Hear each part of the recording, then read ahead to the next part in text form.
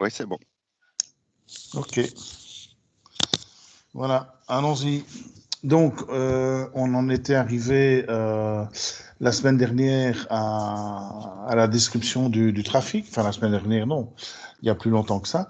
À la description du trafic. Et donc, on avait expliqué qu'il y avait plusieurs types de réseaux dans les routes belges et wallonnes en particulier.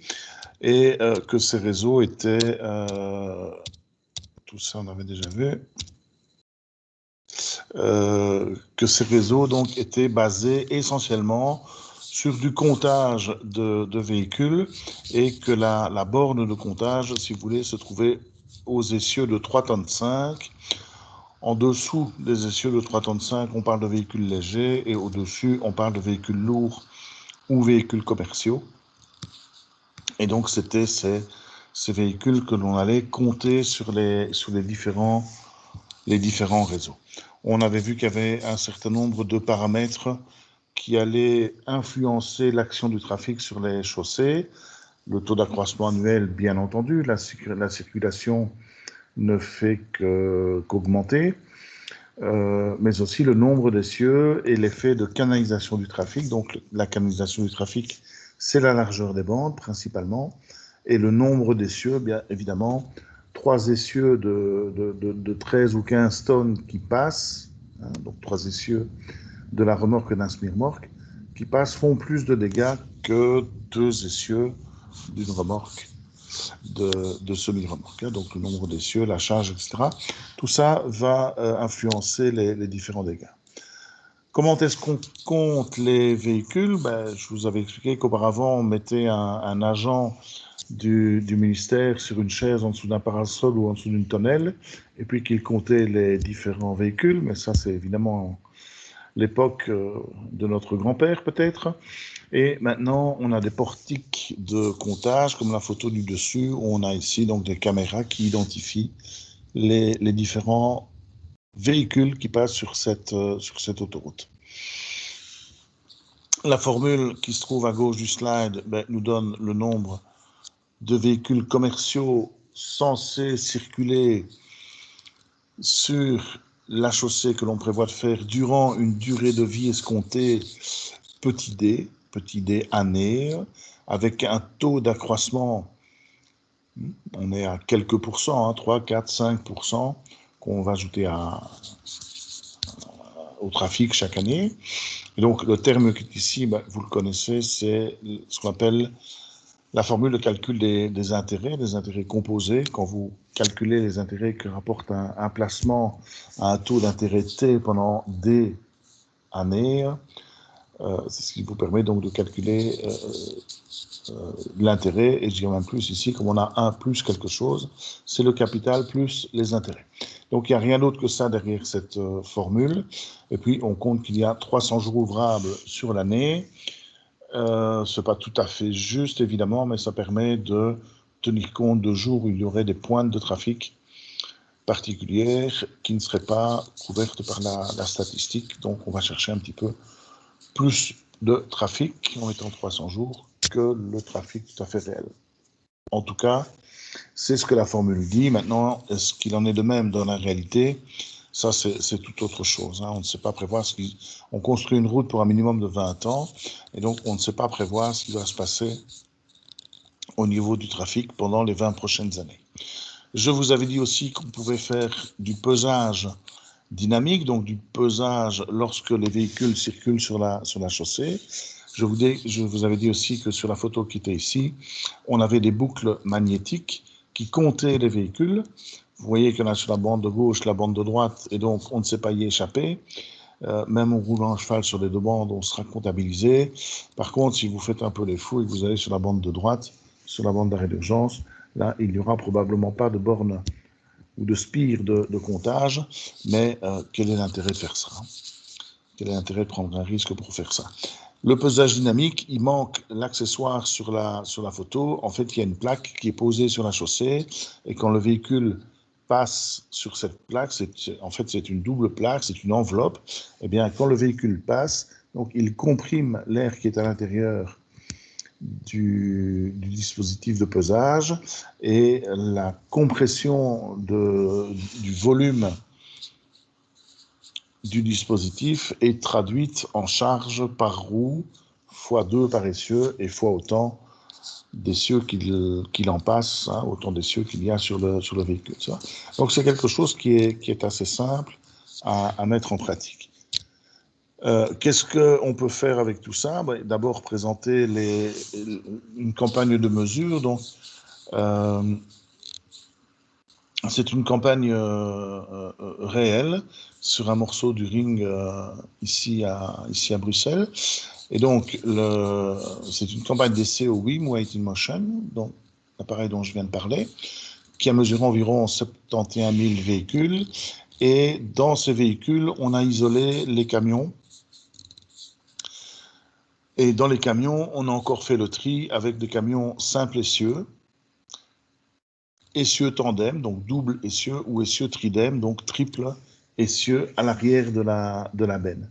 On voit que sur cet essai, on n'a que 18% d'essieux tridem. En fait, cet essai a déjà un certain nombre d'années, une quinzaine d'années qu'il a été effectué. Et donc, la proportion de camions tridem a largement augmenté dans la circulation. J'ai presque envie de dire qu'on est à 70% d'essieux tridem pour 20% d'essieux simples. On en voit beaucoup moins de ces essieux simples à l'arrière des semi-remorques. Par contre, des doubles essieux, généralement pour les camions de chantier, ou qui sont capables de rouler dans des terrains un peu plus compliqués, et des essieux tridem, on en voit vraiment beaucoup sur nos routes. Donc, ces campagnes, évidemment, on n'en fait pas tous les ans sur toutes les routes de Belgique. Ça prend du temps, ça coûte cher et ça peut éventuellement perturber la circulation. Donc, les essais ne sont pas souvent disponibles. Donc voilà un exemple. On voit dans la distribution qu'il y a des pointes suivant les essieux que l'on calcule. Ce résultat, en termes de nombre d'essieux ou de nombre de groupes d'essieux, n'est pas très intéressant en soi.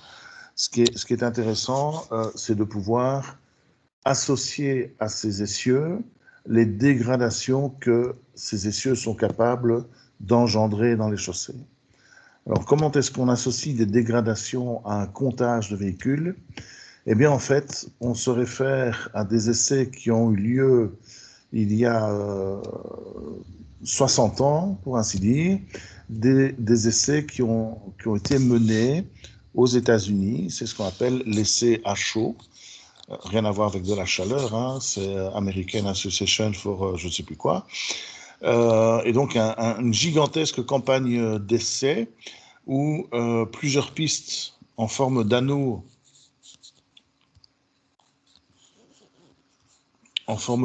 comme ceci donc, ont été construites au milieu d'un terrain tout à fait libre, hein, dans les grands espaces américains. Et sur chacun de ces anneaux, il y avait plusieurs zones de test. Il y avait des lignes droites avec des revêtements rigides et des revêtements flexibles. Ça, vous savez ce que c'est.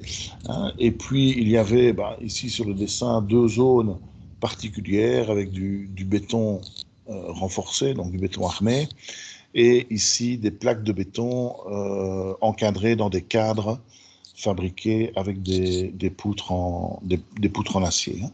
Donc, ce qu'on appelle maintenant des dalles Stelton. Je ne sais pas si vous avez déjà entendu cette marque-là. Hein, c'est un cadre fabriqué avec un profilé en U, souvent.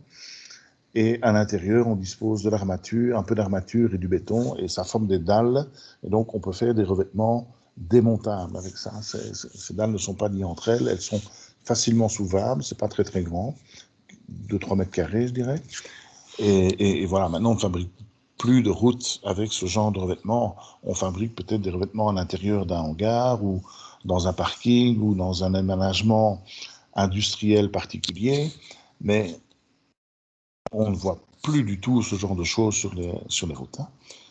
Et je dirais même qu'en Europe, on ne l'a pour ainsi dire jamais vu. Donc, des lignes droites, mais aussi des courbes pour pouvoir mesurer l'effet des véhicules sur la chaussée en courbe ou en ligne droite. Bon, là, il y a quelques petites images d'illustration du chantier pour voir comment ça a été fait. Donc, vous voyez qu'il y a une colonie d'engins qui traitent le sol, qui traitent le support, ici, et puis vous voyez ici des véhicules qui roulent. Et donc, il y a des gens qui ont été payés pour tourner, et faire des milliers, des millions de kilomètres sur ce genre de circuit pour mesurer un certain nombre de comportements routiers, comportements des matériaux routiers. Qu'est-ce qui a été mis en évidence? Ce qu'on appelle l'indice de viabilité, PSI, donc Present Service Index, quelque chose comme ça, je ne sais plus les mots exacts, c'est pas très grave, de mettre en évidence la notion d'épaisseur équivalente et la notion de trafic équivalent.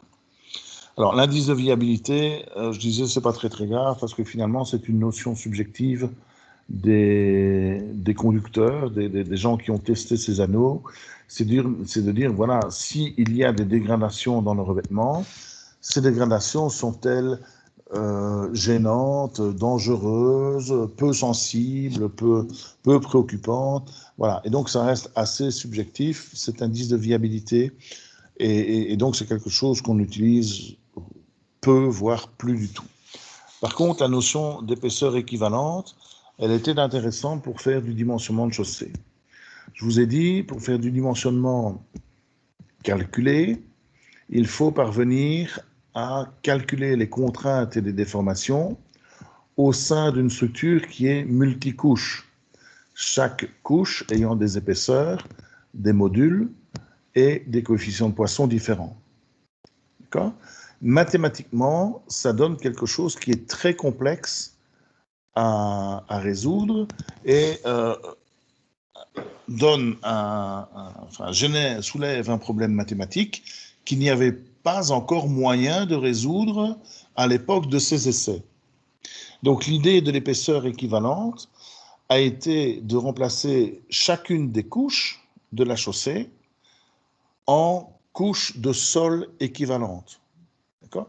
Donc une couche de béton de 20 cm avec un module de, je donne un chiffre, 20 000 newtons par millimètre carré, était remplacée par peut-être 1 mètre de sol avec un module du sol, on avait vu, c'était pas grand-chose, hein, c'était de l'ordre de 50 newtons par millimètre carré. D'accord ? Et donc, remplacer la chaussée par du matériau équivalent qui donne évidemment les mêmes déformations en surface de la chaussée. Pourquoi est-ce qu'on faisait ça? Eh bien, pour diminuer le nombre de couches à l'intérieur du massif, pour simplifier les équations qui permettaient de calculer les contraintes et les déformations. Alors, il faut savoir que le modèle le plus simple est le modèle monocouche qu'on appelle le massif semi-infini. C'est-à-dire qu'il est infini dans le plan et il est infini en profondeur, mais il est limité en surface, la surface de votre chaussée, ça va? Donc c'est comme si on regardait ce qui se passe en dessous du sol et que le sol est homogène sur une très grande profondeur. Ça, c'était assez facile à résoudre, enfin il a quand même fallu le faire. Et les gens qui se sont attelés à la résolution de ce genre de modèle, vous en avez peut-être entendu parler dans votre cours de fondation, hein, ce sont les modèles de Winkler, Burmeister, Pasternak, etc. Je ne sais pas si ça vous dit quelque chose. Mais donc, la résolution d'un massif monocouche, semi-infini, et l'utilisation des épaisseurs équivalentes permettait de faire du dimensionnement calculé.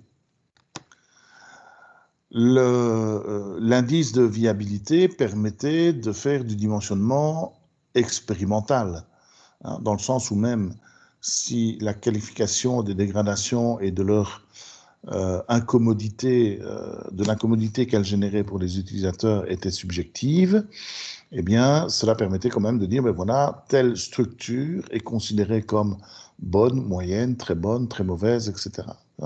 Et donc, on a pu faire un dimensionnement basé sur l'observation, donc basé sur l'expérience.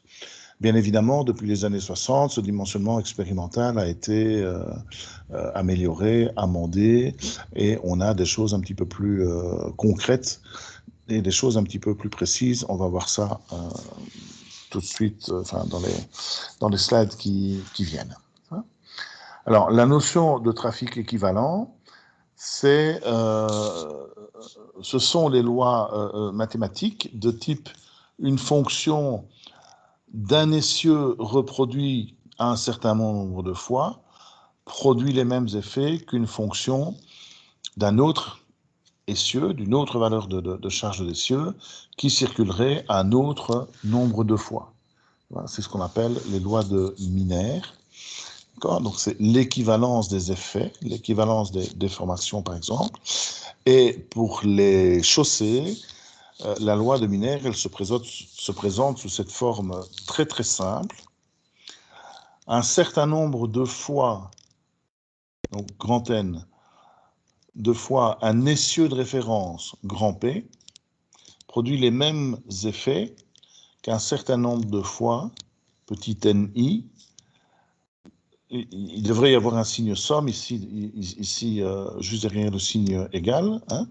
Donc, un certain nombre de fois l'essieu équivalent produit les mêmes effets que la somme d'un certain nombre de fois chacun des essieux qu'on peut rencontrer dans la circulation. Il y a des exposants qui interviennent aussi dans cette formule parce que si on fait l'analogie à la déformée d'une poutre, ben, dans la déformée d'une poutre, le paramètre qui influence la déformée, c'est la longueur de la poutre. Et cette longueur intervient avec un exposant 4. Si on s'intéresse aux contraintes, c'est pareil, la longueur intervient aux exposants 2. Et donc, c'est un petit peu la même notion que l'on retrouve derrière l'exposant qui est ici dans la loi dite de Miner. Bien entendu, grand N, grand P et gamma ont été précisés pour différents types de revêtements et on connaît des valeurs assez précises, ou en tout cas des fourchettes de valeurs assez précises pour les différents types de structures routières. Alors, si on reprend l'histogramme que j'ai montré tout à l'heure et qu'on applique cette fameuse loi d'équivalence à l'histogramme que je vous ai montré, donc en mauve sur le slide, vous retrouvez l'histogramme de la circulation avec beaucoup de voitures, de camionnettes, de petits camions légers. On est dans cette zone-ci plutôt. Et moins de camions en nombre, moins de camions que de véhicules légers. Mais quand on regarde les dommages, donc quand on applique à chacun de ces essieux P indice I que l'on trouve ici dans l'histogramme de la circulation, quand on applique la loi qui est là au-dessus avec les bons coefficients, eh bien, les rectangles en beige traduisent le dommage que génère chacune de ces familles d'essieux. Et donc, on voit très très bien que les essieux ici de 10 à 12 tonnes, c'est-à-dire la majorité des camions, génèrent les plus grandes intensités de dommages, de dégradation à la chaussée.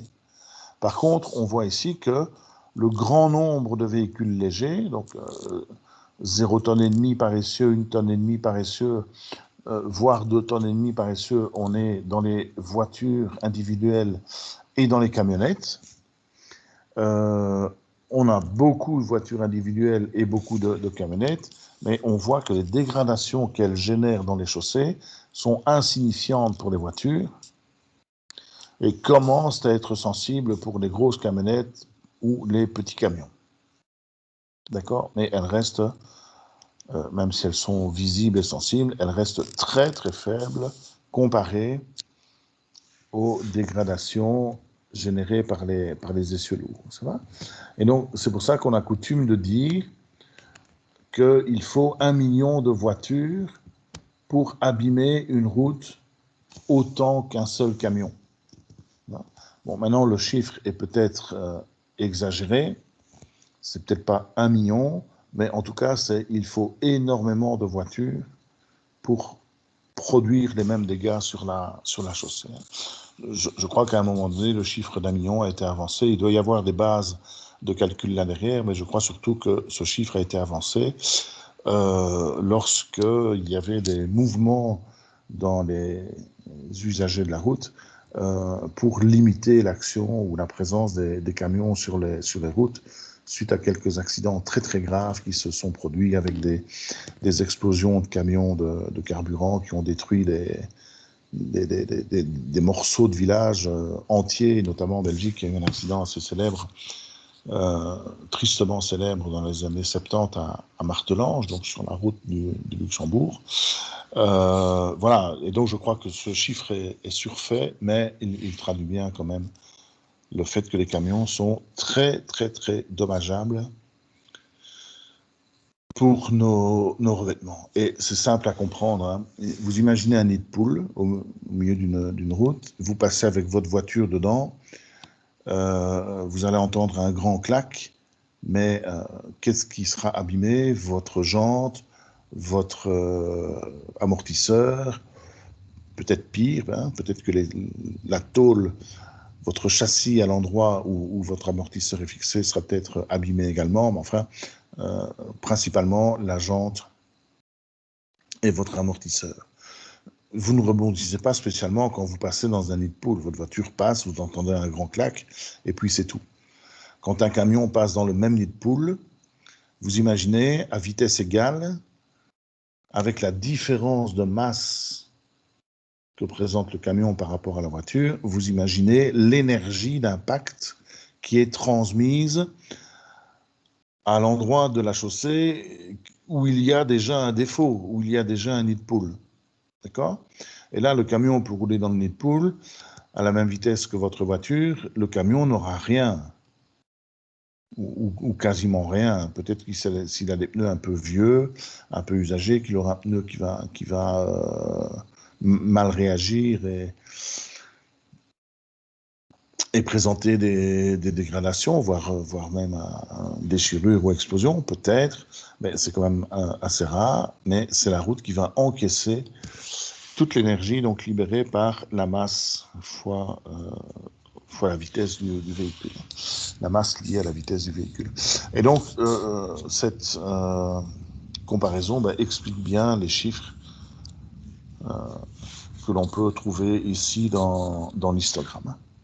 Alors, ajoutez à ça que si vous faites passer un camion qui a 2 ou 3 essieux, c'est pas un impact que vous allez avoir, c'est pas un impact violent que vous allez avoir dans la chaussée, c'est 2 ou 3. Et donc, on multiplie le nombre de sollicitations importantes sur la chaussée, et donc on la dégrade très très vite. Donc on peut voir que plus on monte vers la droite, au plus un essieu de 11, 12, 13, 14, 15, 16 tonnes, etc., au plus les dégâts engendrés par un essieu, si vous faites le rapport entre la hauteur du rectangle beige divisé par la hauteur du rectangle mauve, au plus on va vers la droite, au plus l'impact d'une surcharge sur un essieu est vraiment dommageable pour la chaussée. Et ceci explique finalement que l'on fasse la chasse aux camions qui sont en surcharge, parce que c'est tentant. Hein. Le camion, du point de vue mécanique, voilà, vous avez un semi-remorque de 30 tonnes. Si vous mettez 35 tonnes dedans, normalement, le camion en lui-même, avec les coefficients de sécurité, devrait résister. Le danger, évidemment, c'est les dispositifs de suspension et les dispositifs de freinage. Ça, c'est le point de vue du camion, en supposant que le moteur est capable de déplacer un camion en surcharge. Donc, du point de vue du camion et du point de vue de la sécurité routière, les dispositifs de suspension et de freinage vont être sursollicités avec un risque accru d'accident, mais aussi un risque de dégradation accru sur nos chaussées. Ça va? Et donc, les deux petites illustrations pour s'amuser un petit peu, pour dire qu'une surcharge pondérale n'est jamais quelque chose qui est bon à prendre, quelle que soit l'utilisation que l'on en fait. Voilà. Et donc, la loi d'équivalence détaillée pour la Belgique, vous retrouvez PI sur P, la valeur des essieux de l'histogramme et la valeur de l'essieu de référence. Vous retrouvez les fréquences, donc le nombre d'essieux ou les fréquences, c'est la même chose. La FIPI, c'est la fréquence de l'essieu indice I. L'exposant, vous le retrouvez là exactement. Vous retrouvez la canalisation, enfin, vous retrouvez différents paramètres dont on a parlé. C'est simplement la loi d'équivalence qui est mise en forme. Est-ce qu'il y a quelque chose dont je n'ai pas encore parlé là-dedans? Je crois que c'est le coefficient alpha. En fait, la loi n'est pas la même. La loi d'équivalence n'est pas tout à fait la même. Il peut y avoir des exposants différents et il peut y avoir un ou des coefficients correcteurs de cette loi d'équivalence en fonction du type de dégradation que vous étudiez. Si vous étudiez une route en béton, la dégradation la plus préjudiciable pour la route en béton, c'est la fissuration du béton. Une fois que le béton est fissuré, l'eau va rentrer dedans. Quand les véhicules vont amener une pression sur le béton qui va presser sur cette eau, on va provoquer de l'hydrodémolition à l'intérieur ou en dessous de la dalle de béton. Et donc, la fissure est vraiment l'élément déclencheur de dégradation plus étendue et plus grave dans les routes en béton. Dans les chaussées souples, une fissure, c'est embêtant, mais ce n'est peut-être pas la dégradation la plus gênante pour l'utilisateur. Dans le sens où si vous avez une ornière qui est formée dans votre revêtement souple ou un affaissement localisé qu'on appelle une flash, donc une flaque, si vous voulez, donc la forme d'une flaque, donc une espèce d'ellipse, si vous voulez, d'ovale. Si vous avez un affaissement de votre chaussée en forme d'ellipse ou d'ovale, ça vous fait une accumulation d'eau et ça vous fait un risque d'aquaplanage non négligeable, ça vous fait des inconforts au niveau de la planité de la chaussée. Donc, ce type de dégradation est peut-être plus gênant, ou en tout cas gênant avant le fait qu'il y ait une fissuration dans votre enrobé. Et donc, suivant les matériaux, vous pouvez avoir des modes de rupture qui sont différents et vous pouvez avoir des dégradations qui sont différentes, qui justifient l'utilisation d'exposants ou de coefficients légèrement différents d'une chaussée à l'autre.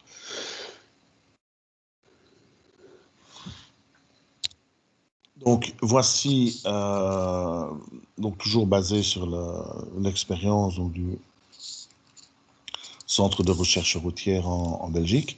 Voici les données pour compléter la formule de la page précédente. Donc, les chaussées souples hydrocarbonées sont construites pour des durées maximum de l'ordre de 20 ans. Maintenant, on est d'accord qu'il existe des vieilles chaussées souples qui sont là depuis 20, 25, 30, 35 ans et qui ne présentent pas de défauts majeurs. Oui, ça existe. Généralement, ce sont des chaussées qui ont peu de trafic lourd, peu de camions. C'est peut-être un ou deux par semaine, à la limite un ou deux par jour, juste pour faire une livraison chez un client, aller livrer du mazout, aller livrer vos commandes que vous avez faites sur Internet ou aller chercher le lait dans les fermes ou des exemples de ce genre-là. Ça va ? Donc, on travaille plutôt sur les chaussées souples avec des durées de vie de l'ordre de 20 ans. Ça peut parfois être beaucoup plus petit. Pour ceux qui connaissent le coin, l'autoroute entre Saint-Guilain et Valenciennes, donc c'est l'autoroute qui se dirige vers la France quand vous venez de Bruxelles en passant par Mons. L'autoroute donc qui vous permet de rejoindre Valenciennes et Lille ou Paris. Eh bien, ce tronçon entre la frontière française et Saint-Guilain a été refait en hydrocarboné, bon, déjà quelques années de ça, que ça s'est produit, et 5 ans après, tout l'hydrocarboné a été enlevé et on a remis un nouvel hydrocarboné. Tellement le trafic, combiné à plusieurs étés chauds, tellement le trafic a été sollicitant sur un hydrocarboné qui avait peut-être un module un peu trop faible, et donc un hydrocarboné qui avait une propension trop importante à se laisser aller vis-à-vis de la déformation. D'accord. Ce revêtement a été changé 5 ans après, et je dirais 10 ans après, le même phénomène s'est reproduit, trop de trafic canalisé, l'effet de la chaleur durant l'été. Et là, on a à nouveau raclé l'hydrocarboné et on a remis une couche de béton, cette fois-ci, sur l'ancienne fondation de la chaussée. Et cette couche en béton, elle est toujours là. Il y a des endroits où elle a été recouverte d'un enduit épais ou d'un hydrocarboné pour des questions de bruit, parce que l'hydrocarboné a quand même cette qualité vis-à-vis du béton, c'est qu'il est beaucoup moins bruyant.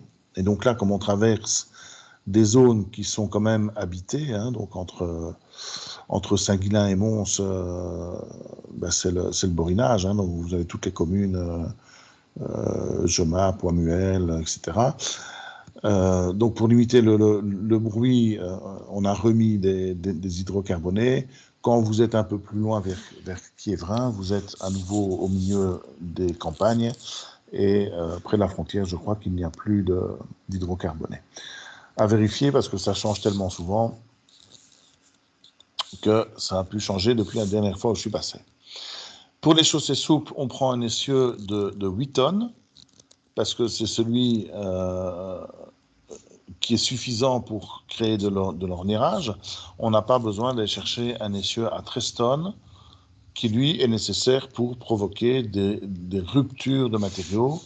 Hein, fissuration, c'est une rupture dans le matériau, et donc on a besoin de plus de charge pour les fissurations des chaussées rigides que pour l'ornirage des chaussées souples.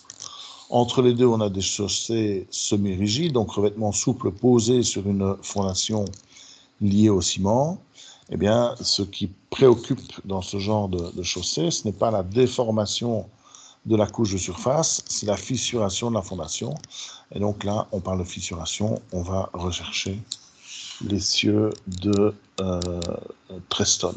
Maintenant, je vous avais dit, des routes semi-rigides, en Belgique, il n'y en a vraiment pas beaucoup. Ceux qu'on rencontre beaucoup, bien sûr, ce sont les chaussées souples et les chaussées rigides. Et vous retrouvez donc les autres coefficients à utiliser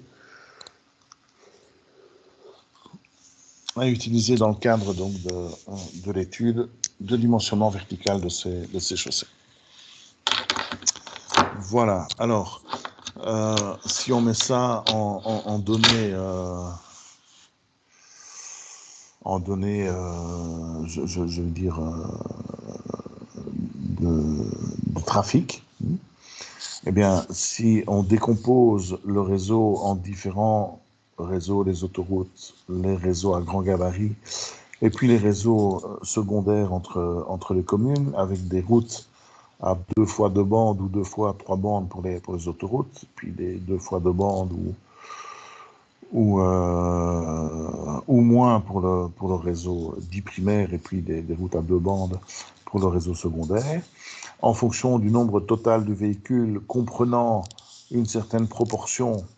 Hein, vous voyez qu'on a pris une proportion quasiment constante de 25% de véhicules commerciaux par rapport aux véhicules toutes catégories.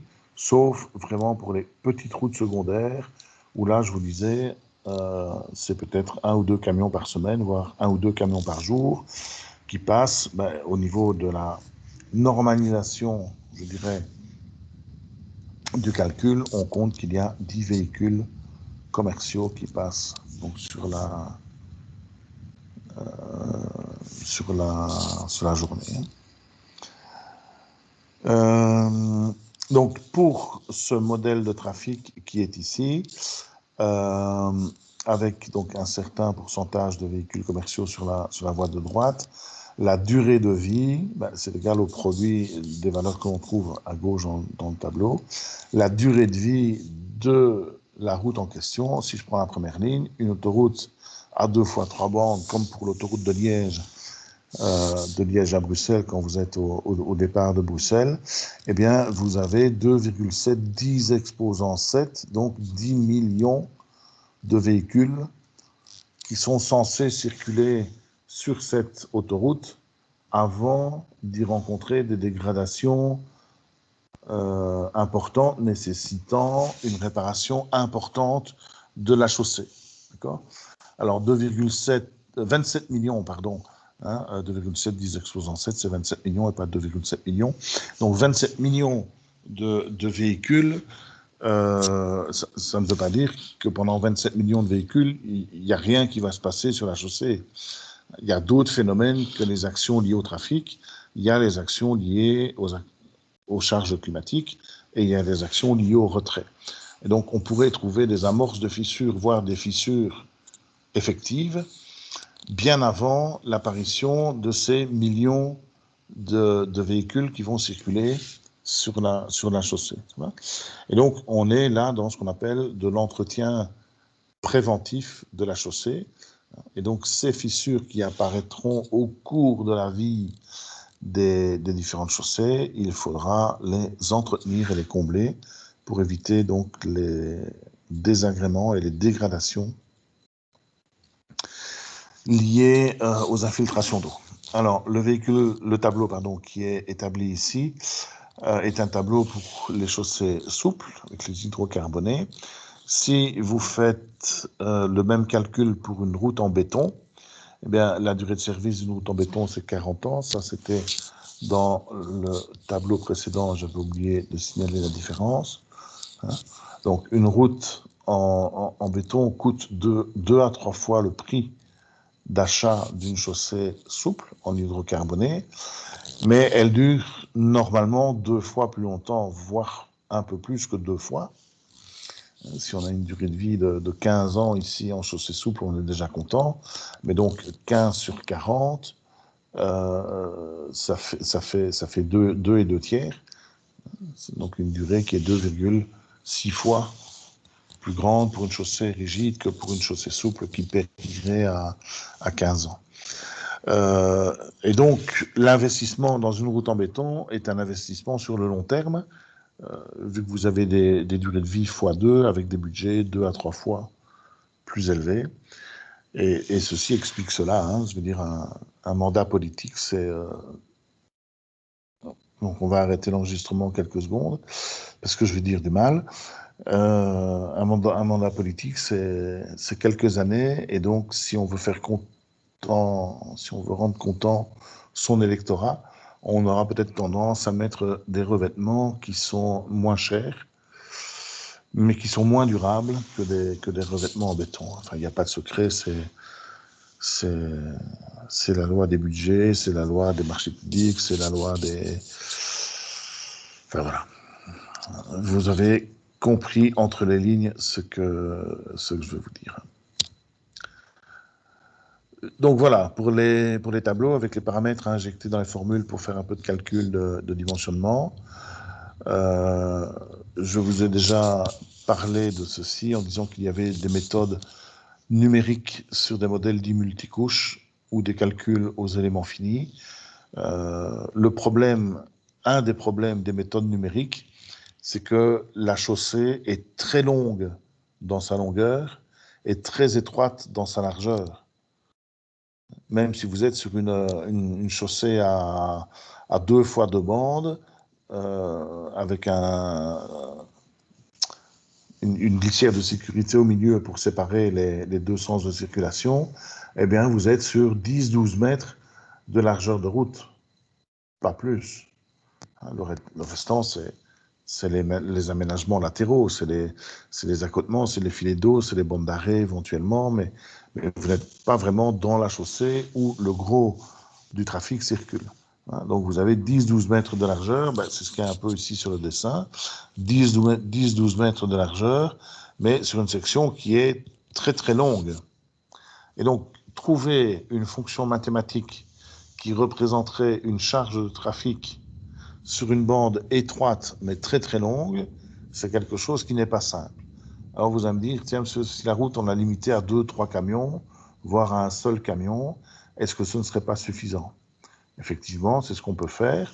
Et donc vous obtenez un modèle de charge dont la largeur et la longueur sont, je dirais, d'un même ordre de grandeur. Voilà.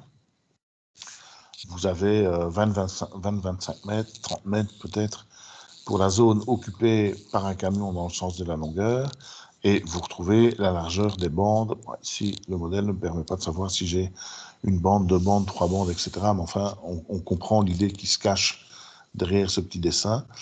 C'est d'avoir un modèle qui ne soit pas gigantesque dans une direction et, comment je veux dire, d'une épaisseur insignifiante par rapport aux deux autres dimensions. 20 cm d'épaisseur par rapport à 10-12 mètres de large, c'est insignifiant. Il n'y a aucune poutre dans un bâtiment qui mesure 10-12 mètres de long et qui fasse 20 cm de hauteur. D'accord ? Il n'y a aucune qui tient. Mais vous allez me dire, là, on est en flexion, on n'est pas avec une poutre qui serait posée sur un massif élastique. Donc, complexité de décrire la chaussée sur un massif, qu'on a dit tout à l'heure que s'il était semi-infini, c'était relativement facile à calculer. En fait, c'est un calcul en coordonnées polaires qui est assez simple à résoudre. Hypothèse à faire sur le modèle de la route, sur le modèle de sol et des différentes couches. Hypothèse à faire sur les matériaux. Est-ce qu'une route a un comportement strictement élastique ou pas? Est-ce que si vous provoquez un tassement, d'accord, si vous faites passer un certain nombre de camions sur votre chaussée et que votre chaussée tasse un peu, est-ce que la chaussée en question et le sol qui a été tassé conservent la même loi de comportement? Est-ce qu'on est toujours en comportement élastique? Est-ce qu'on peut toujours faire un essai à la plaque, faire un essai odométrique ou des choses de ce genre? Ou est-ce qu'on est dans un autre domaine? Est-ce qu'on est dans de l'élasticité, visco quelque chose? C'est une question à se poser. Or, vous savez que si on provoque un tassement sur un sol, il y a deux parties à ce tassement. Il y a le tassement élastique des grains. Vous appuyez sur un grain de sol, il se déforme. Mais il y a aussi le réaménagement granulaire. Les grains vont bouger les uns par rapport aux autres pour combler les vides, pour diminuer l'indice de vide à l'intérieur du matériau. Et donc cette partie-là n'est pas élastique, évidemment. Tu vois ? Donc le comportement, la loi de comportement que vous allez devoir intégrer dans vos modèles de calcul est quelque chose qui est difficile à gérer.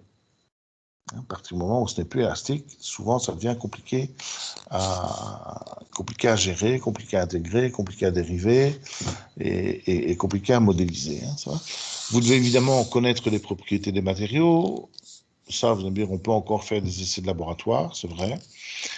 Et l'objectif de ces méthodes numériques, comme j'ai dit tout à l'heure, est de calculer les contraintes sigma et tau dans les couches et aux interfaces. Calculer les déformations. Il faut que les contraintes et les déformations aux interfaces soient compatibles.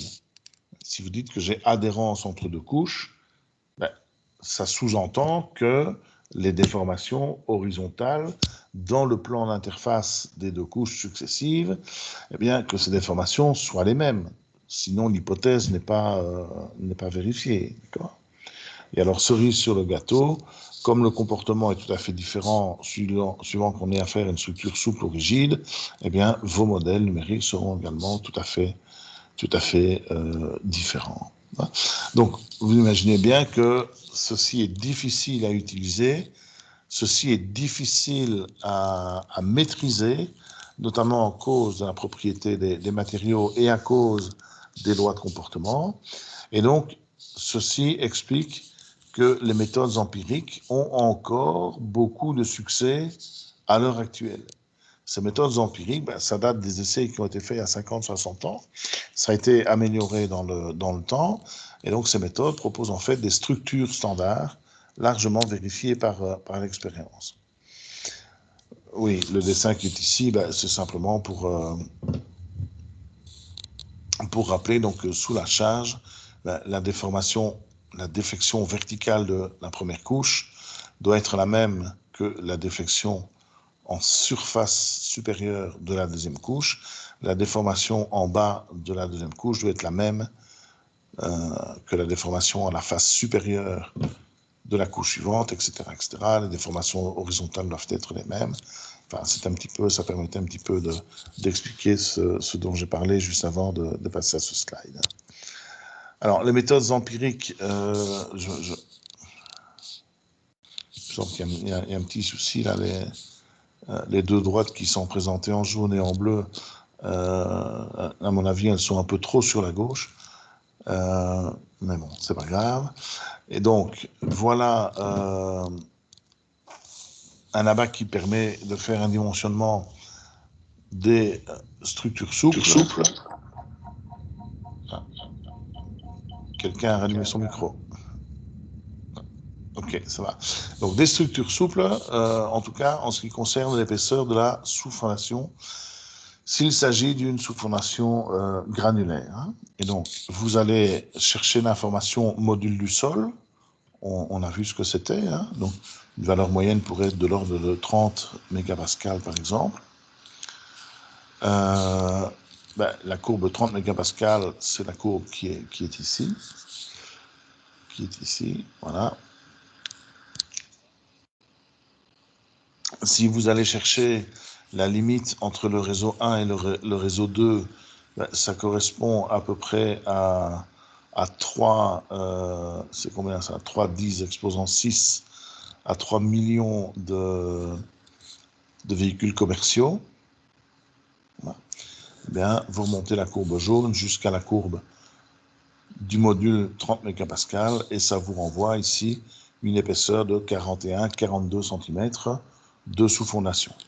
Si vous prenez un exemple à la limite des réseaux 2, réseau 3, on est à 10 exposant 5, donc on est à peu près à 150 000 véhicules, et là, vous n'avez plus besoin que d'une épaisseur de 27-28 cm de sous-fondation. Donc c'est très très simple d'utilisation. Vous avez les mêmes abacs pour l'empierrement qui viendrait au-dessus de la couche précédente et pour l'ensemble de la couche hydrocarbonée qui viendrait au-dessus de l'empierrement. Et donc, à nouveau, en fonction du trafic, attention que c'est KCNC. Donc, K fois NC, pardon, et le facteur K là-dedans, c'est le facteur de répartition transversale. Est-ce que le trafic est canalisé ou est-ce que le trafic peut s'étaler sur l'ensemble de la chaussée. Et donc la ligne verte qui est ici correspond à la situation qui est décrite là, donc une autoroute 2 fois 2 bandes pour un revêtement en hydrocarboné avec un facteur de canalisation qui est égal à 1, et donc le trafic correspondant à cette autoroute, si vous retournez voir dans le tableau que je vous ai montré, là, correspond à 2,10 exposant 7 véhicules commerciaux, et donc vous aurez besoin de 26 cm, un peu plus de 26 cm en empierrement, et vous aurez besoin d'un peu plus de 24 cm en hydrocarboné, en épaisseur totale. 24 cm d'hydrocarboné, l'hydrocarboné posé à chaud, donc dans 24 cm d'hydrocarboné chaud, vous imaginez la quantité de chaleur qui doit sortir de cette couche de matériaux. D'accord ? Et tant qu'elle ne sort pas, elle provoque des dégâts liés à la température. Tant que le matériau reste chaud, il reste souple. Et si vous avez un matériau qui refroidit plus fort en surface, parce qu'en contact avec l'air, en dessous, parce qu'en contact avec un sol qui est peut-être frais, qui était frais le matin, quand vous avez commencé à poser vos hydrocarbonés, mais un matériau de revêtement qui reste chaud et souple au milieu, vous imaginez bien que si vous passez trop tôt, trop vite avec votre rouleau compresseur, par exemple, ou avec un camion de chantier, eh bien, vous allez comprimer la partie qui est encore souple, vous allez surtout la déformer, et vous allez générer des déformations dites durables, hein, des déformations qui ne seront pas récupérables dans le temps, et donc vous allez avoir une répercussion de ces déformations sur la couche supérieure de votre chaussée. C'est la même chose qu'un sandwich thon mayonnaise, où il y a trop de thon mayonnaise à l'intérieur du thon. Quand vous mordez un bon coup, ça coule de partout.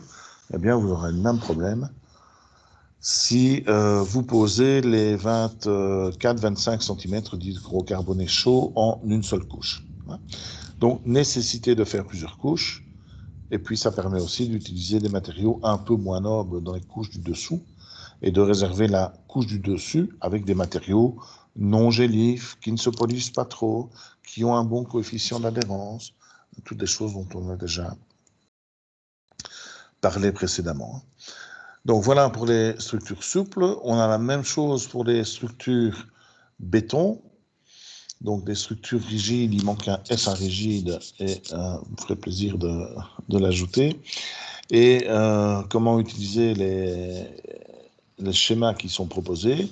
Vous avez le trafic qui est proposé au-dessus et vous avez le module du sol qui est indiqué en dessous. Et donc, pour un trafic et un module de sol correspondant à votre situation, vous avez une ou des épaisseurs des différentes couches de la chaussée qui sont proposées. Ça va ? Donc vous retrouvez l'épaisseur de la dalle, l'épaisseur de la fondation, l'épaisseur de la sous-fondation, à condition d'avoir un module de sol d'au moins 20 mégapascales sous ce trafic.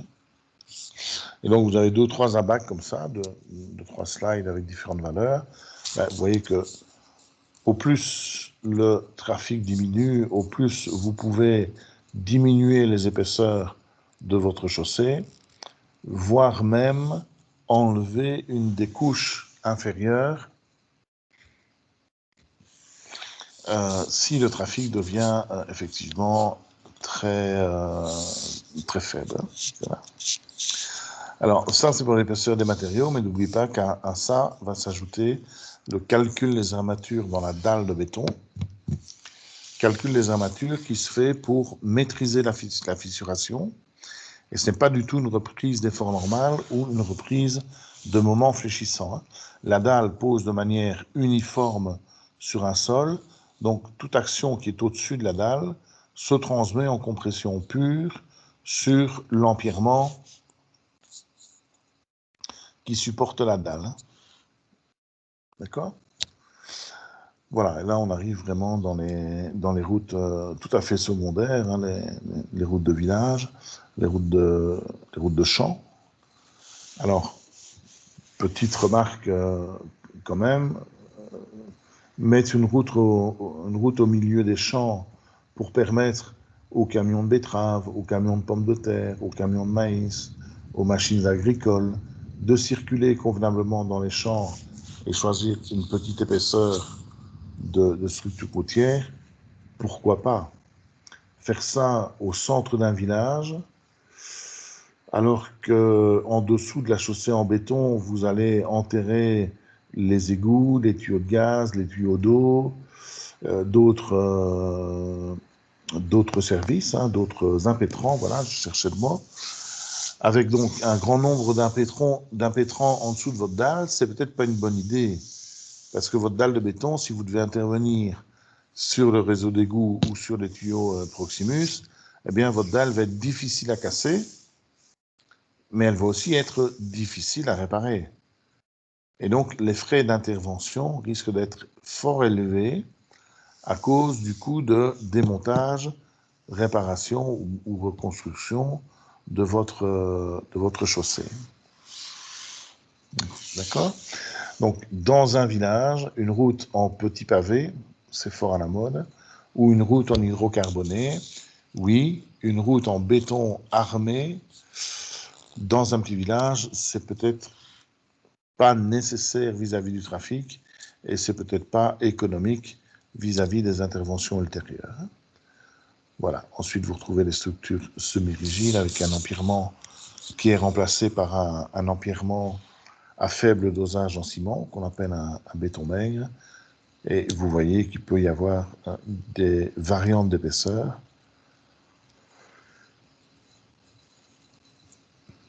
Des variantes d'épaisseur, donc, par rapport à ce qui était proposé dans les tableaux précédents. Alors, on ne va pas épiloguer sur ce tableau. Disons que si vous surestimez le trafic, donc je ne sais pas moi, si au lieu de 10 millions de voitures ou de 10 millions d'essieux commerciaux plutôt sur la durée de vie escomptée de votre chaussée, vous en mettez un million en plus, qu'est-ce qui va se passer? Eh bien, en fait, toute surestimation ou sous-estimation du trafic correspond à une variation de l'épaisseur des différentes couches. Et donc, si on prend l'exemple d'une route à petit trafic, donc un trafic de l'ordre du million de véhicules sur la durée de vie escomptée, si vous vous trompez d'un facteur 2 sur ce trafic, est-ce facteur de surestimation?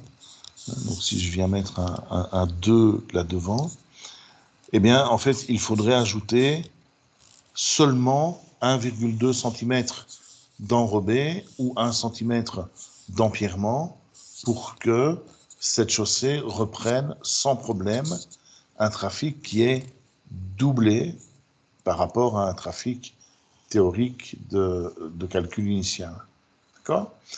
Donc une surestimation ou une sous-estimation du trafic, ça n'a pas beaucoup d'impact sur les épaisseurs des couches directement soumises à ce trafic. Mais on peut lire le tableau autrement et lire, si les gens qui mettent en place la couche d'empierrement ou la couche d'enrobé se trompent d'1 centimètre en épaisseur ou d'1,2 centimètre en épaisseur sur l'empierrement ou sur l'enrobé, quelle est la conséquence? Eh bien, la conséquence est que la durée de vie est divisée par 2. Hein? Et donc, quelqu'un me posait la question il n'y a pas tellement longtemps, comment ça se fait que les autoroutes françaises sont en si bon état par rapport aux autoroutes wallonnes? Bon, d'accord, les autoroutes françaises sont souvent payantes, pas toutes, et on voit clairement une différence. Les autoroutes payantes sont en meilleur état que les autoroutes gratuites, ok, mais à côté du péage de l'autoroute, il y a aussi un choix d'investissement, et dès le départ, les épaisseurs des différentes couches sur les autoroutes françaises sont supérieures à ce qu'on met en service sur les autoroutes wallonnes. Et donc, l'explication est directe, hein. Vous mettez une couche un peu plus épaisse, vous mettez 1,2 cm d'enrobé, mettez 1,2 cm d'enrobé en plus, et vous doublez votre trafic. Votre autoroute, elle sera d'autant plus agréable, avec un bon fini de surface qui sera durable, lorsque vous allez augmenter l'épaisseur. Si vous diminuez l'épaisseur, bien votre autoroute va se dégrader très très vite. Et si un jour vous avez la chance de vous arrêter sur un chantier d'autoroute en France, si vous passez à côté lors d'un trajet en France, essayez de regarder les épaisseurs qui sont mises en œuvre. Vous allez voir que là où nous, on met 4-5 cm de revêtement souple sur une autoroute, eux en mettent facilement 7 ou 8, parfois plus. Et donc, la surépaisseur et les effets de la surépaisseur, eh bien, vous les avez directement ici dans le tableau qui vous est proposé. Ça va? Bon, voilà, maintenant j'ai pris un facteur 2 et 1 million de véhicules. J'aurais pu prendre une autre cellule, mais le final de la discussion aurait été le même. Alors, les effets du gel, en fait, c'est souvent après le dégel ou au début du dégel que ça pose problème. En phase de gel, la route commence à geler par le dessus, et notamment par l'apparition des verglas. Ensuite, le gel descend dans la structure routière, donc l'isotherme 0 degré descend dans le sol et dans la structure, et le gel gèle l'eau qui est présente dans le sol ou dans la structure, s'il y a des petites poches d'eau, des bulles d'eau, de l'eau emprisonnée dans les vides de la structure. Bref, s'il y a de l'eau, cette eau va petit à petit geler. Et vous savez comme moi que de l'eau qui gèle augmente le volume qu'elle occupe. Et donc, le gel est l'initiateur et le créateur de toutes ces petites fissures que l'on peut avoir dans le matériau. Et vous additionnez à ça le trafic, l'effet du trafic, avec un facteur d'impact des essieux du trafic lourd sur ces petites zones fragilisées par de la fissuration. Et vous avez compris le démarrage du mécanisme de dégradation des chaussées en cours d'hiver et à la fin de l'hiver. D'accord? Ça, c'est pour le revêtement. Vous avez aussi un deuxième risque qui, là, est plus grave, parce que ça demande généralement une reconstruction complète de la chaussée. C'est la formation de lentilles de glace qui pourrait provoquer un soulèvement différentiel de la chaussée. Donc, imaginez ici que on ait une accumulation d'eau sur un côté de la chaussée parce que le fossé de drainage de la bande de droite ne fonctionnerait pas bien, tandis que celui de la bande de gauche fonctionnerait bien, ou parce qu'il y a une présence d'arbres qui consomment plus d'eau que les champs ou les prairies qui sont à droite de la chaussée.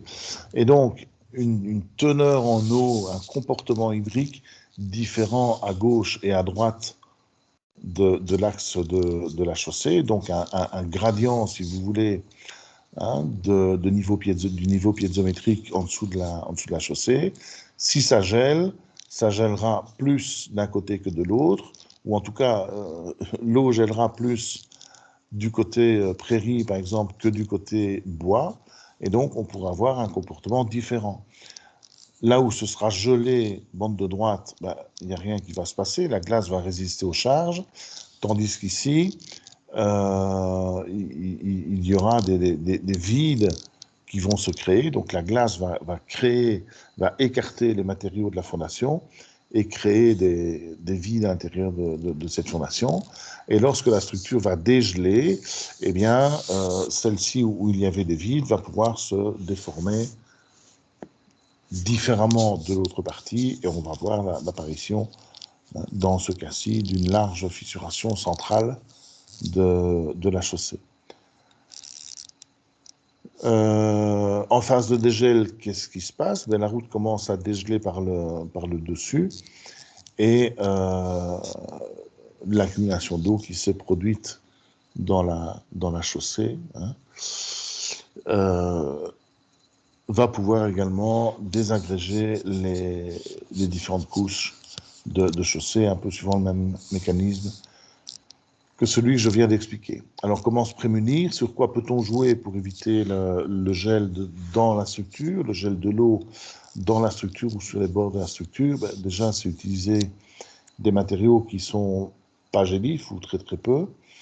Donc, plutôt utiliser des matériaux genre porphyre que des matériaux genre calcaire, schiste, grès sableux ou des roches de ce genre. Augmenter l'épaisseur de la chaussée. Au plus vous augmentez l'épaisseur de la chaussée, au plus vous rabattez la nappe. Hein. Donc on essaie toujours qu'à côté de la chaussée, il y ait soit des drains, soit des fossés, pour que l'eau descende le plus bas possible dans le sol. Donc si vous augmentez l'épaisseur de la chaussée, vous avez la possibilité de drainer un peu plus, et donc l'eau sera plus basse. Maintenant, ce n'est pas toujours possible de drainer une chaussée. Si vous êtes en ville, placer des drains dans la chaussée ou surélever la chaussée, c'est pas réalisable.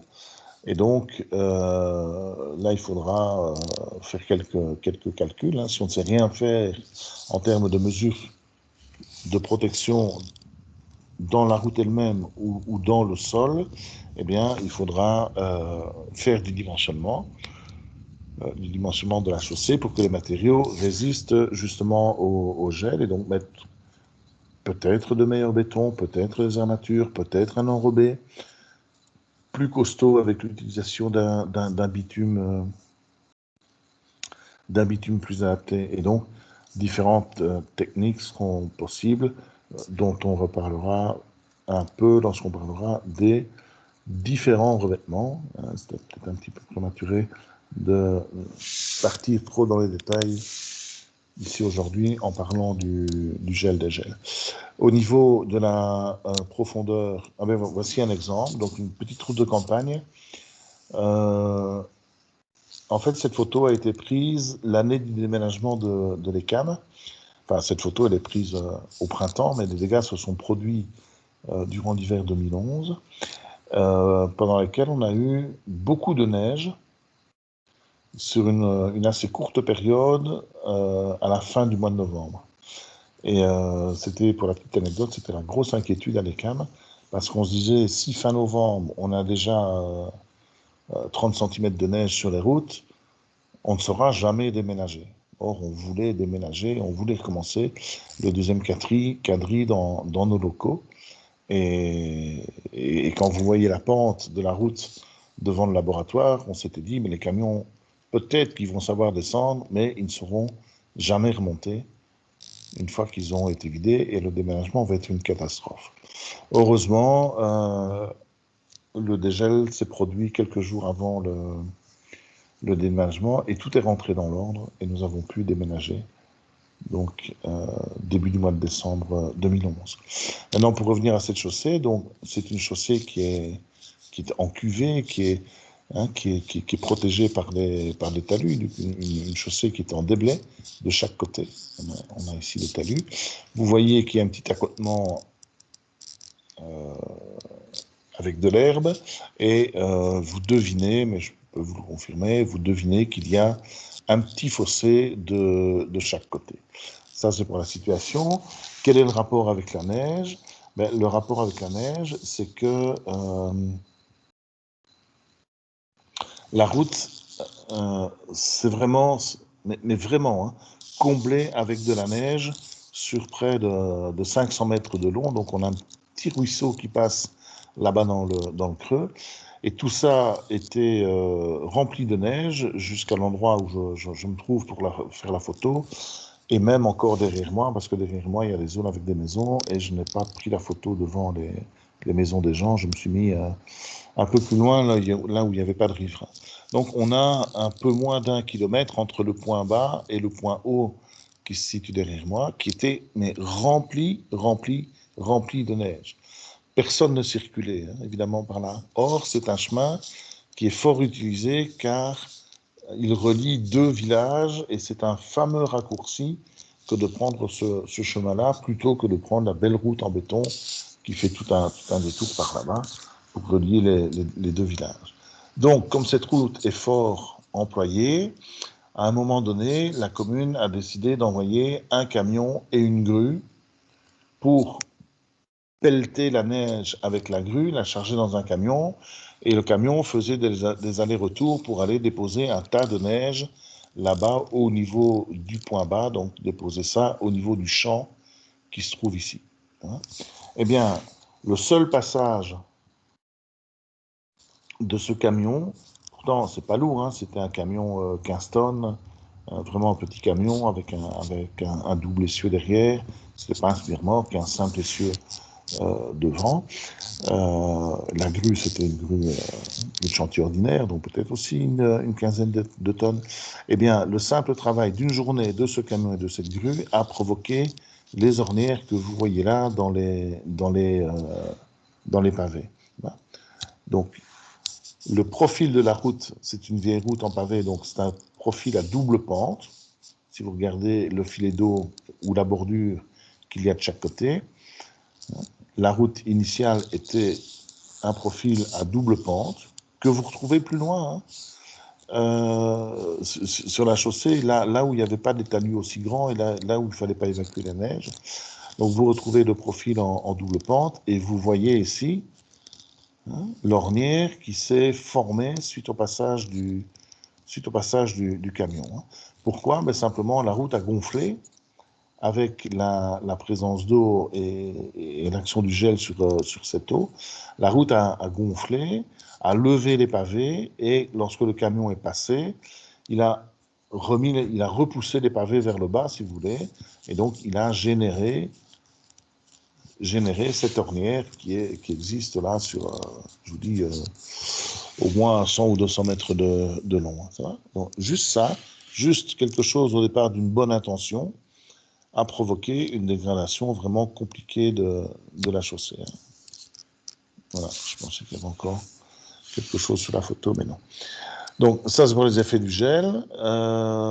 Comment savoir, donc, si un matériau est gélif ou non? Déjà, il y a la nature de la roche qui nous donne une indication, mais il y a aussi la courbe granulométrique qui nous dit, tiens, ce sol-là, en fonction de la granulométrie, contiendra plus ou moins d'eau, et donc en fonction de cette contenance en eau, sera gélif ou non. Et donc vous tracez simplement les courbes granulométriques des matériaux que vous utilisez, et vous verrez si elles se trouvent dans des zones ici. Donc faites attention que l'axe horizontal, il est dans l'autre sens par rapport à d'habitude.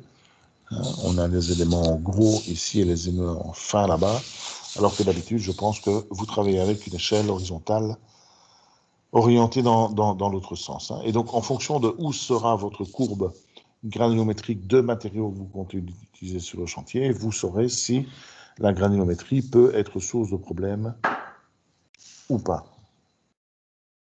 D'accord ? Voilà, n'oubliez pas que les effets du gel, donc on arrive, je crois, à peu près à la fin des slides de ce chapitre, donc je vais me permettre de prendre une minute ou deux. Au niveau des effets du gel, n'oubliez pas que les talus et les murs de soutènement sont très sensibles au gel, et donc on peut créer des lentilles de glace dans un talus qui vont agir comme un roulement à billes, et toute cette couche qui est ici avec les lentilles va glisser sur un sol qui n'a pas gelé parce qu'il était protégé par cette couche, justement. Et donc, cette couche va pouvoir glisser et venir s'accumuler sur votre chaussée, va pouvoir venir boucher vos fossés et générer des situations qui sont très préoccupantes. Il y a 2 ou 3 ans, il y a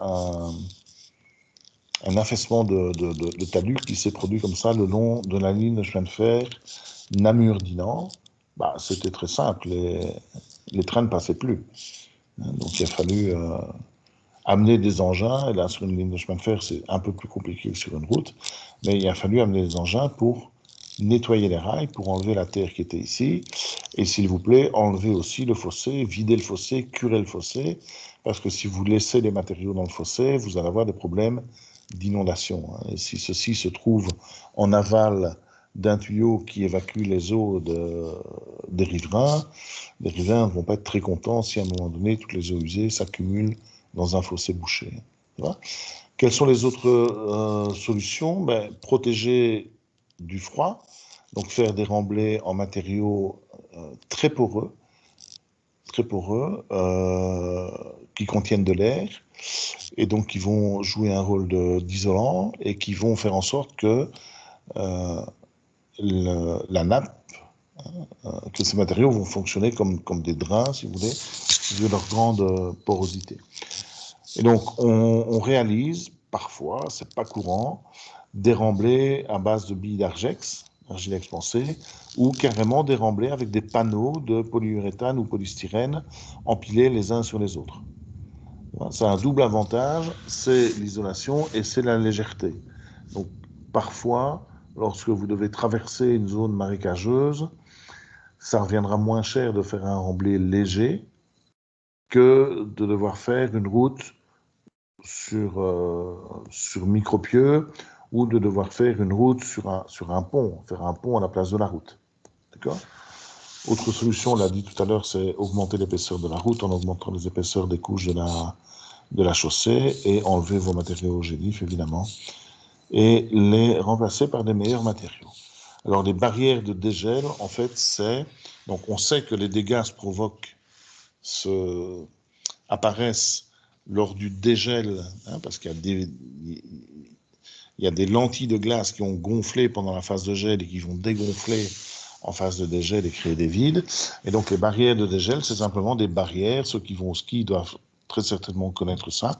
Ce sont des barrières, de vraies barrières nadar qui disent interdiction de circuler sur la chaussée pendant la phase de dégel, le nombre de jours qu'il faut pour que la route se remette en place pendant qu'elle est en train de dégeler. Alors, pour faire les dimensionnements au gel, on se base sur des données météorologiques. C'est ce qu'on appelle l'indice de gel, qui caractérise la rigueur de l'hiver. Et en fait, cet indice de gel correspond au nombre de jours où il y a eu du gel. Et donc, on dit, ben voilà, j'ai autant de jours avec des degrés de gel, des degrés négatifs. Je fais le produit de ces degrés négatifs par le nombre de jours. J'additionne tout ça sur une courbe de température pendant les mois de décembre, janvier, février, par exemple. Et donc, j'intègre, si vous voulez, cette donnée journalière de degrés négatifs multiplié par le nombre de jours, et ça va me donner ce qu'on appelle l'indice de gel. Alors, on utilise l'indice décennal, donc le plus rigoureux sur une période de 10 ans, ou une moyenne de 3 hivers rigoureux, mais cette fois sur une période de 30 ans. Les valeurs sont disponibles auprès de l'Institut Royal de Météo belge, à Uccle. D'accord. Et un exemple de chiffre que l'on vous communiquera au stand, l'indice de gel est compris entre 114 et 206. Ça veut dire que sur une période de 10 ans, l'hiver le plus rude aura, imaginons qu'il ait un indice de 200, cet hiver le plus rude, 200, ça pourrait être 10 jours à moins 20 ou 20 jours à moins 10. Et on considère que ces deux situations génèrent les mêmes problèmes ou le même ordre de grandeur de problèmes sur le comportement des sols. Grâce à cet indice de gel, on calcule une profondeur de pénétration du gel. Geler un petit peu pendant longtemps ou très fort pendant pas longtemps, ça va quand même congeler le sol. Et la profondeur est calculée avec la petite formule que voici, donc 5 fois la racine carrée de l'indice de gel. Et puis, on propose que l'épaisseur minimum des matériaux non gélifs soit en rapport direct avec cette profondeur de gel. Donc, alpha, c'est le facteur de proportionnalité, le facteur de rapport avec l'épaisseur de de pénétration de gel, d'accord? Et alpha, alpha, je vous ai donné dans un tableau qui est ici. Hein, et donc, en fait, ce tableau-ci, en fonction, vous permet de calculer la profondeur, ou l'épaisseur plutôt, des matériaux non gélives à mettre en œuvre en fonction des paramètres d'épaisseur de structure que vous avez ici, avec le conseil qu'idéalement, il faudrait que la nappe soit en dessous d'un mètre 40. 1,40 m de profondeur. Voilà, donc ce chapitre-ci donc est à présent terminé. Pour les cours suivants, je vais vous proposer de parler des matériaux, donc de vous décrire un peu la technologie et les matériaux des routes en béton, des routes en hydrocarboné, des routes en pavé et des enduits que l'on peut venir poser sur ces chaussées.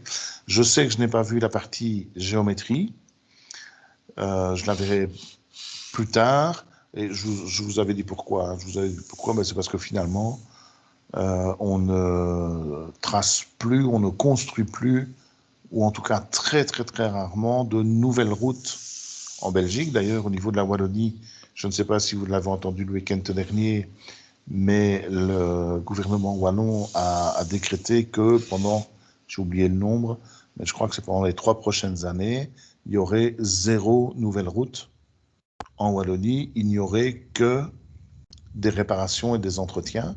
Donc, que la Wallonie consacrerait tout son budget à préserver le parc, à préserver les routes dont elle est responsable, dont elle est gestionnaire, plutôt que de négliger l'entretien sur certaines chaussées, tout ça pour construire un petit morceau de nouvelles routes. Ça va, donc c'est une décision politique pour les prochaines années de mettre l'accent sur l'entretien plutôt que l'entretien et la réparation, plutôt que sur la construction de nouvelles voiries. Maintenant, quand on dit qu'il n'y aura plus, c'est clair que s'il y a un projet d'un zoning industriel ou commercial qui est prêt à sortir de terre début 2021, c'est clair que ce projet, au départ, si c'est un zoning commercial ou industriel, c'est pas forcément quelque chose qui dépend de la région wallonne, ça dépend peut-être d'une intercommunale, ça dépend peut-être d'un privé.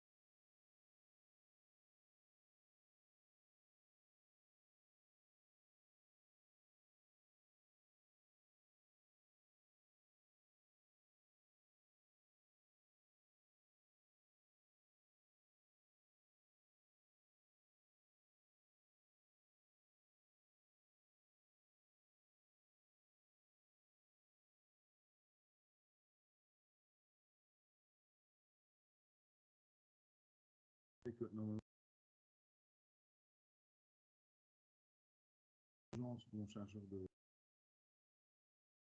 Je disais que de la région wallonne, mais pas qu'il n'y aura pas de qui vont sortir de... Ah, ce n'est pas la région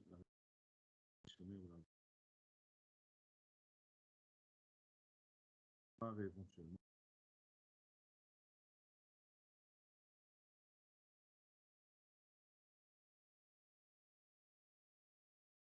C'est la fin de la dernière. Donc, la fois prochaine, les matériaux, probablement pas. Et puis la route. Est-ce qu'on se voit vendredi?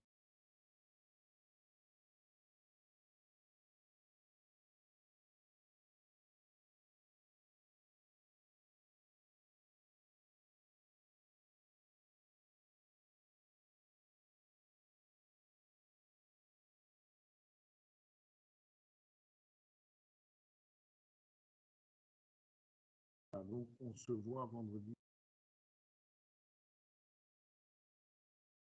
Voilà, bonne journée. Merci à vous aussi.